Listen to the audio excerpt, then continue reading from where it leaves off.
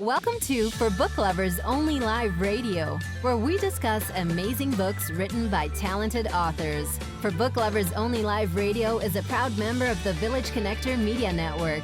If you love books, we have a home for you. Now time for your host and chief book lover, Rob Brown. Hello and welcome to For Book Lovers Only Live Radio, where if you love books, we have a home for you. My name is Rob Brown, your internet radio host and chief book lover. So delighted that you decided to join us today for our broadcast, and also honored that author Jerome Livingston is in the studio with us today. First, I want to take a moment to formally welcome all of our listeners and our viewers. I'd like to cordially extend a warm invitation to you to join our Book Lovers Club at no cost. We have all kinds of perks for our members. We keep our club members posted about new authors, new books coming out, book fairs in your area. We have contests from time to time where we give away coffee mugs, tote bags, baseball caps, all kinds of goodies. And we really like you to join. You can join us in two ways. First, you can visit www.forbookloversonly.com, and then once you're there, you can submit your name and your email address, or you can text the word book to 301-321-8887, and then you'll receive a message with a link. Click on the link, then fill in the form, and then click Sign Me Up, and you're automatically a member. We'll even give you a free gift just for joining, and we look forward to you joining our family of book lovers. Now, for today's author, he is a native of Brooklyn, New York, and is carrying the message of hope to people who are suffering from vulnerability, which there are a lot of people in our society that are suffering. He seeks to help those who are distraught by life circumstances to be whole in society. He's given public talks about domestic violence and interviewed on multiple radio stations, BCAT 1060 AM, openbookradio.com, and the United Methodist Special Program on Substance Abuse and Related Violence. He's authored two books, Redeem Yourself, To Thine Own Self Be True, and Lust of a Dope Fiend. And he is here with us today, Jerome Livingston. Welcome to our show. Yes, good afternoon, Rob. I'm glad to be here. I'm glad that you have me as a guest. Absolutely. This interview has been about a year in the making, so. Yeah, it's been a while. Yeah, absolutely. So I'm excited to finally have you here. You are one of our most compelling guests. I think that your story is one that everybody needs to hear. It's a story of redemption and triumph, a lot of obstacles. In your life, you've experienced drug addiction, homelessness, domestic violence, and ultimately recovery. So I just want to kind of get started with that. Just tell us how all that started. I could say that it started back in public school, hanging out with a group of guys, It was basically, we experimented with tea, smoking tea, and putting ashes in the beer and putting medicine and stuff like that in the Pepsis and stuff like this. And this is all how it started, but that was the simple thing there. I was a strong kid growing up, and what took me and shook me was my mother's death at the age of 14. And it was something that really startled me, It was a thing that you say, people don't cry over spilt milk, or a man is not supposed to cry. Right. I cried for many years due to that. She was not just my mother, she was my friend as well, And when I lost her, it seemed like it was a security blanket, Right. But I went on to the things of using drugs in my life, and I'm not proud of a lot of things I've done. But it started out back in '69. Upon my mother's death, I cursed God and swore never to set foot in church ever again. Why would this sudden tragedy happen to me? From that moment on, I became a man and did whatever. My attitude changed drastically, and I became violent in order to survive. In a state of depression, I contemplated using drugs. Regardless of what the program director taught the summer youth, he told us about the dangers of using drugs. Friday night, and I'm hanging out, Henry and I walked up to cop a few bags of heroin. He is eager to get high, and I'm curious about this heroin. We rushed to the building roof to get high. The pleasure I'm feeling is magnificent, and I don't have a care in the world. Shooting heroin helped me to escape reality and believe everything will be all right. I spent many years addicted to drugs. Drug addiction is not a pleasant experience because you will do whatever it takes to support that habit. People I've known are dead or in prison. You see, I experienced years of drugs, which I thought was a good life. In the beginning, was all good. You know, it was all like playing. You know, it was like the streets calling me and hustle for many years. You know, I enjoyed the life that I lived in the beginning because it was about money and it was about enjoying life. At least I thought I was. If I was walking around with blobs and knits and wearing snakes and gaiters and stuff like that and a pocket full of money, I was ahead of the game, you know. Education really didn't have any boundaries on me, you know. Who needs to know about Christopher Columbus? I didn't. He's dead and gone, you know. Who needs to know about algebra and trigonometry? I knew how to count. I knew how to subtract. So therefore, I knew how to make money and know how to hustle and things like this in order not to be taken advantage of, not to be beaten. I had a reputation out there for many years that I had to uphold. You know, I didn't allow anyone just to come take anything or do anything. Right. It was a life that I tried to live and also be responsible as a father. So for many years, I kind of straddled a fence trying to be the father and be in the streets at the same time. And it was rough. It was rough, you know. I can remember and recall my first chippy, and I think I was about 16 years old at that time. Now, explain what a chippy is. A chippy is the beginning of a habit. Okay. You know, it's a warning sign, like, you know. Right.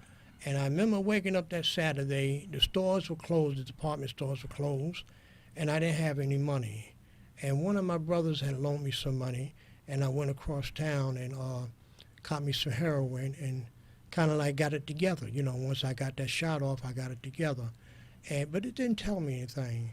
I went on and tried to play the family affair. I even signed up for Job Corps. You know, first I tried to get into service, but to my dislikes, I couldn't get into service. Prior to that, what happened was I got into an incident with some guys.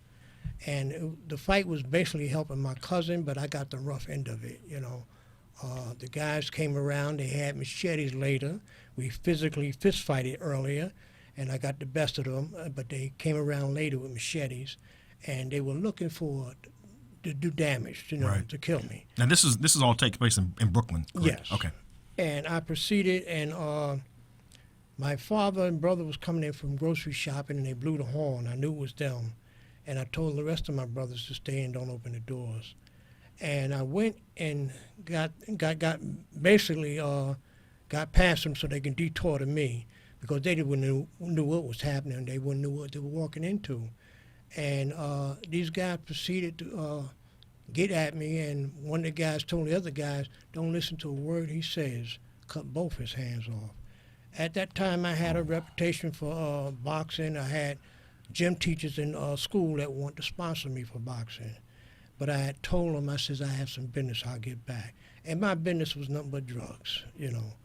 And so lo and behold, I got hurt that night, and they tried to get me into the park so they can take me out of here.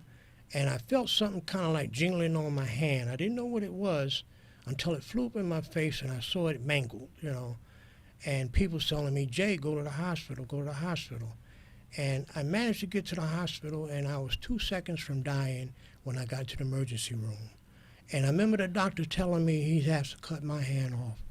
And the only thing that I can think of at that moment was how was I going to shoot some drugs and roll a joint or crack a bottle, you know, drink some wine or whatever, you know. And that's the only thing I thought about. I didn't think nothing about boxing or anything like this here, you know.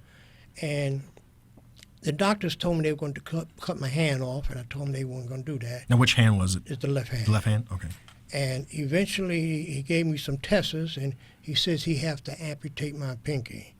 At that time, they didn't have no attachment things and stuff like this here at that Prosthetics, time. yeah. Mm-hmm. And also, I had gangrene that set in it, you know. Oh. So they had to amputate it. My thinking was I still be able to shoot drugs, you see. Wasn't nothing logical or trying to be anything positive. I still was going to find a way to shoot drugs and make money. And that was your focus? That was my focus. That was your focus? That was my focus. Okay. That's the only thing I could focus on. Even in the hospital, stayed for about 14 days. The nurse gave me something to kill the pain. And she told me, she said, if you need more, let her know, and she'll tell the doctor. Right. And the doctor came and he checked with me, and I told him I needed more. And he said he wasn't sure he can give me more. But I says, I need more. So I showed him my arms, and he seen the track marks on my arms, and he said, you definitely could get more. You can qualify, you know. Right. So he gave me more, and it was morphine. And I stayed high the whole time I was in the hospital, you know. But when I came back out of the hospital, the life was still there, still blended in me, that I still wanted to hustle and make money. And this is what I choose to do, you know. I met good peoples in my life. I had chances to be somebody in my life, but drugs always got in the way, you know. The thing is, when I continued on, I wound up losing my children and their mother. That didn't really wake me up. Right. I wound up losing a good job and stuff like that, where I could have made supervisor. And my boss told me, says, you know, you have a problem. People would begin to tell me that I had a problem. So people could see. People Yeah. were starting to see. Yeah. Like, yeah, right. And I was losing weight and stuff, and I was selling my clothes, you know. Wow. And I remember a group of girls sitting out on the park, sitting on the bench in the projects, and I remember wearing long sleeve shirts, but halfway up just to cover the arm, the track marks. Right. And this one particular girl, she was in my class once, but she was always a loudmouth, and she started saying, "What are you wearing a long sleeve shirt?" I said, "Oh, this is all I have, just trying to be cool and walk on about my business." And she said, "You're a junkie. She said, you're hiding your marks and stuff like that, you know." And lo and behold, that was true. Right. That's what I was doing. But I proceeded on through the years with the drugging, and things started getting bad. You know, I started having really a rough time. I remember getting a broken jaw and stuff like that. They're helping a friend, and I got the short end of the stick. And I recall with this broken jaw, I couldn't eat. So I lost a lot of weight because they didn't put a gap in my teeth. Mm-hmm. And my thinking was, say, drink some wine because they got grapes and stuff like this, and you could survive like this. So this is what I did. I drank wine. I still got high. And lo and behold, I started experiencing a sane asylum. You see, hearing voices, seeing DDTs, things climbing out the wall. And my drugging and drinking played hand in hand. One didn't go without the other. Yes, a deadly combination. Yes, it is. Yeah. But I had to have both of them throughout the day. Right. And lo and behold, I started hearing, like I said, hearing voices and seeing things. And, you know, just kind of like my parents wasn't together neither. Right. I was no longer called the fly names of Slick, Money, and Superfly. I was now called a wino and bum and things like that. I had passed that invisible line and I didn't even know it, you know. And I continued to try to get high. Even after I came out, I'll come out with some money and stuff like that. I found ways to put a bankroll together. I was even dealing drugs in the institution and stuff like that. You were dealing drugs Sure. in the asylum? Wow. Sure I was. And this is how I was making money. Even had people selling drugs for me. And finally they kicked me out, you know. And I went through this a couple of times. And when I got sober, I decided to get sober and give up that life. It was a thing that I was hurting. Right. Physically, I was hurting. I looked in the mirror, and the person I saw scared me. It scared me, you know. I had an afro look like a jungle forest or something like that. I lost a lot of weight. My jaws were sunk in and stuff like from running, chasing cocaine and stuff like this here. And, you know, I can recall looking in that mirror and just having a one-on-one and say, what happened to the good times? There were no more good times. No more good times. They all had vanished. And I decided then there was a father that helped me out along the way. Right. He remembered me as a kid working for him and stuff like that. And Father Callahan came up one day to see me in the nut house. And he talked with me and things. And he said, Jerome, I remember you as a kid, your ambition, your desires. And I've seen them all just disappear, you know. And when he was saying that, it kind of like brought back memories. But something happened in my life that caused me to turn that way. And, you know, people will say that you have to be strong. And I was a strong boy. I held things in. I didn't believe in crying. But the things that happened to me, it was a thing that when my mother died, it seemed like my whole world just ended. Right. And I couldn't find that security blanket, her being there. There were many times that she saved me from getting a whipping from my father. And being 14 years old now, I'm all alone now. Right. Right. You see. But I found a way coming into AA to get my life together. And I found the way that if I just only believe, that's all I had to do is believe and work at it, that all things would be, you know, possible. And that's when you wrote Redeem Yourself. Now, in that book, you discuss economic alternatives. I want to segue a little bit, and practical reasons to abate the problem of mass incarceration in the United States. Tell us more about that and your thoughts on that.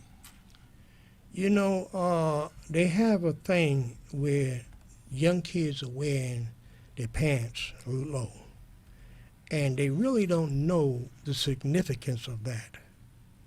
And it's a bad thing to find out when you get arrested and you don't know, because they're not going. Prisoners are not going to want to hear that. Right. And what happens is, people say that's a style. You know, I was speaking to some young kids not too long ago, and they say that was a style that that came from the prisons. So I asked them, what did it mean? And they really couldn't tell me what it mean.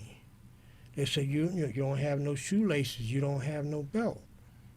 So I told them, I says, when I was locked up, I didn't have them things neither. They take them away so you don't hang yourself. I said, but if I was a size 34, I ordered a size 34, and they stayed up on me. Right. I says, now, the prison population, that is a sign that you're someone's girlfriend. You're holding on to the man's pocket with your pants down. And, you know, they looked at me and they like couldn't believe that. I said, you need to know that, because you will be tested once you get behind them closed doors. A lot of my scars that I have been tested, you see. Thank God I came out a winner, but I've been tested. And the thing is, when you see the mass incarceration, when I was doing my book, I seen many of the businesses. I called my wife.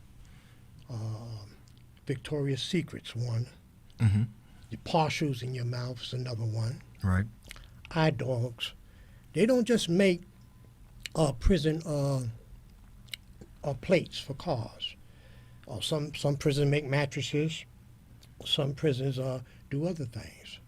And then this state might loan Pennsylvania some prisoners. If you loan me 25 of your prisoners, I'll loan you. Well, I'm gonna need 50 in 2 months. Can I get that? And that's how they do that. You don't have layoffs in prisons. You see. Right. People work in there regardless if they want to or don't. And you make anywhere from a few cents to $1. You see. It doesn't give you the life that you would think. People think it's a merry-go-round because they hear a lot of false rumors. Oh, I was up on the Rikers Islands, I was on the rock, and it was a picnic and stuff. No. It's not a picnic. It's not a joy when you got somebody trying to test you out and they're giving you candy and stuff like that, but you don't know who it is, but they're giving you candy. That's a sign that somebody's watching you and wants you to be their girlfriend, you see. Either you hold that candy and give it back, or you have some money in commissary. And me, as bad as I was, I ain't got no more money in commissary here, and I'm not going to give the candy back. But sure enough, somebody comes and approach, and they said they're my new daddy. I knew what they were talking about.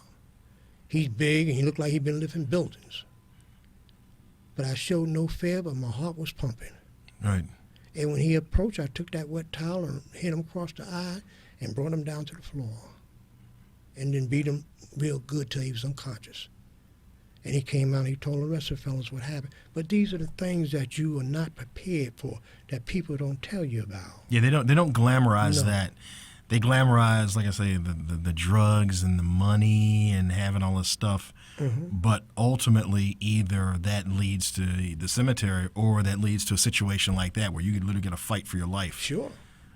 Now, my book, Lust of a Dope Fiend, when I decided to write that, Mm-hmm. I wrote it where didn't sound like Donald Gorham's book. I read a lot of Donald Gorham's books, Iceberg Slim book and stuff like this here. And what you say, you see hustlers out there hustling, then when they're dead, they don't even have money to bury themselves. Right.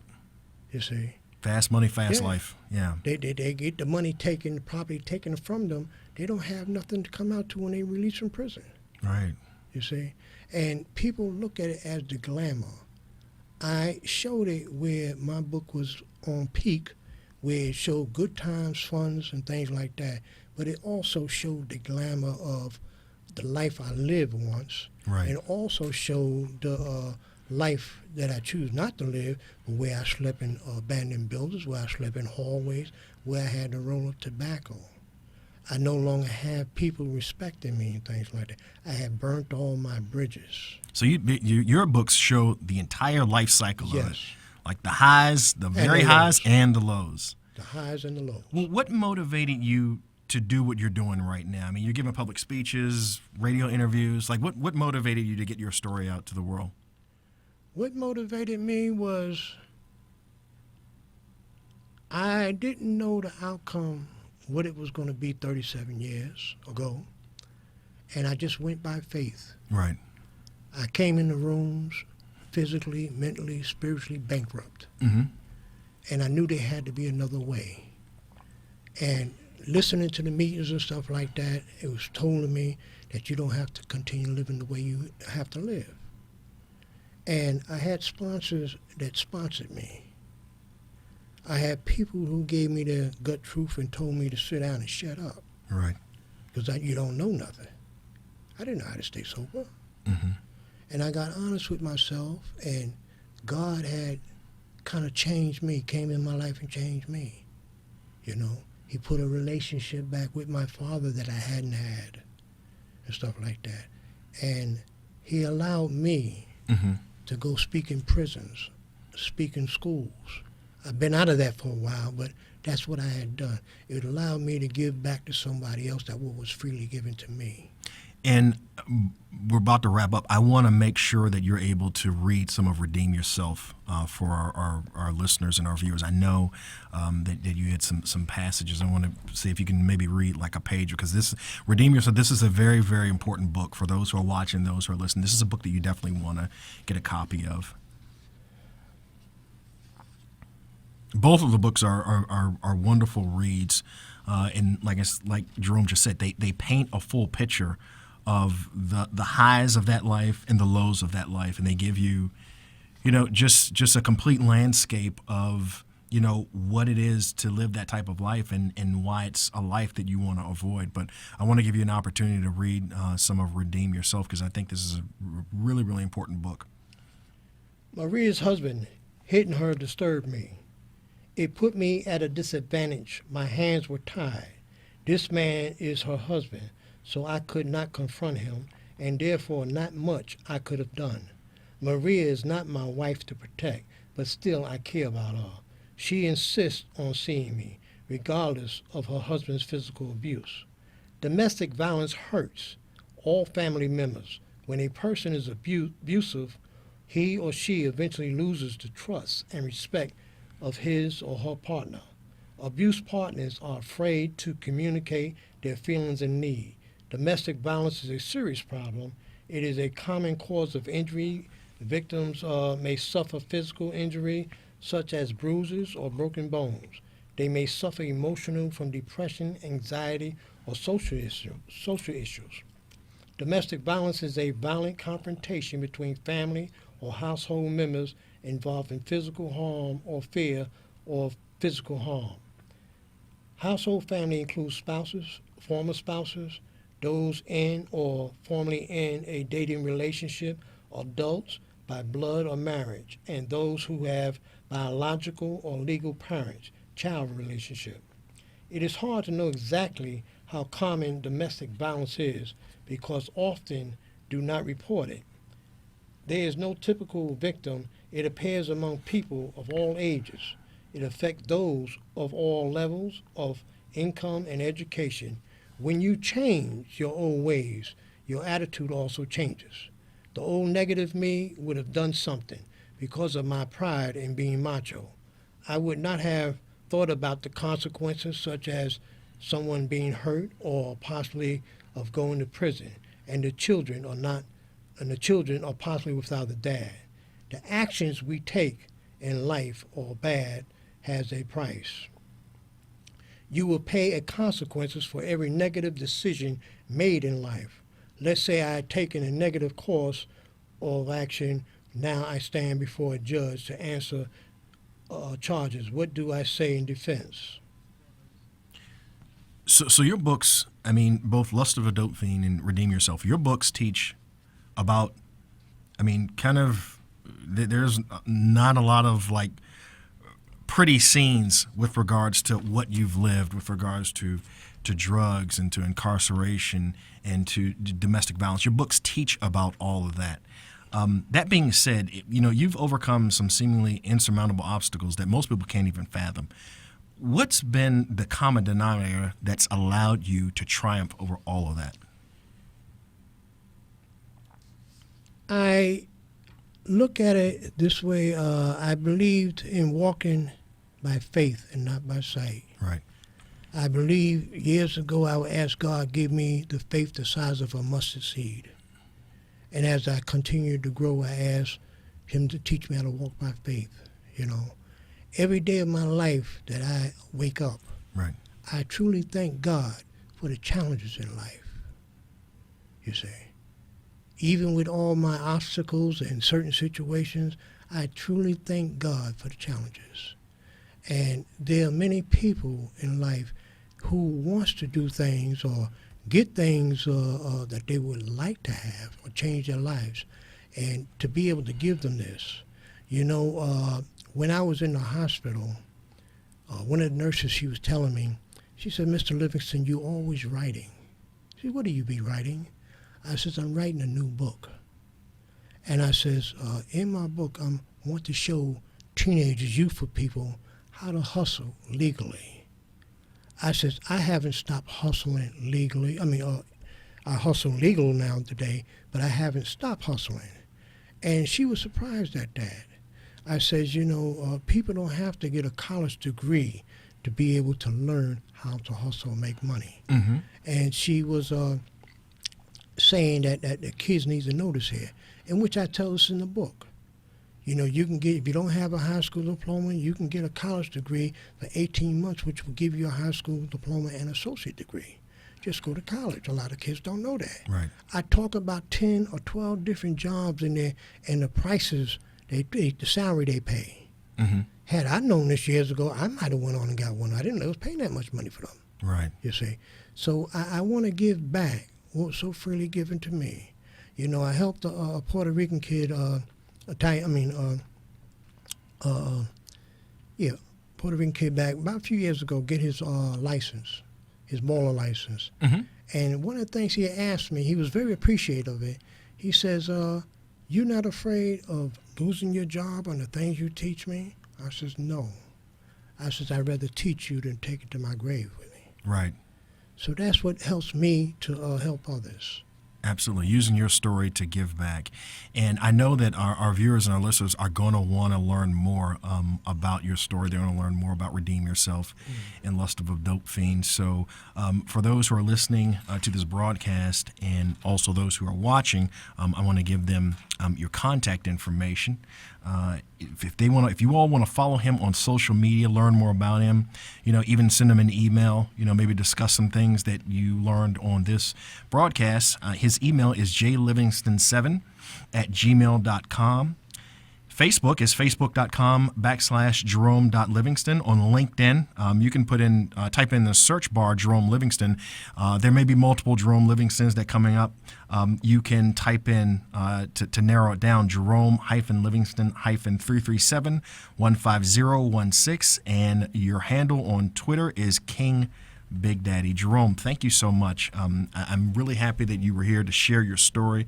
I think your story is an important story. It's a compelling story. It's one that, shows how resilient you are as a man and as a human being to have gone through all of that, came out on the other side better, and now you're sharing your story with us. And we're just really happy that you were able to come by, share your story, and we're looking forward to you. Are you got any other books that are like in the mix right now that you're writing that you want to?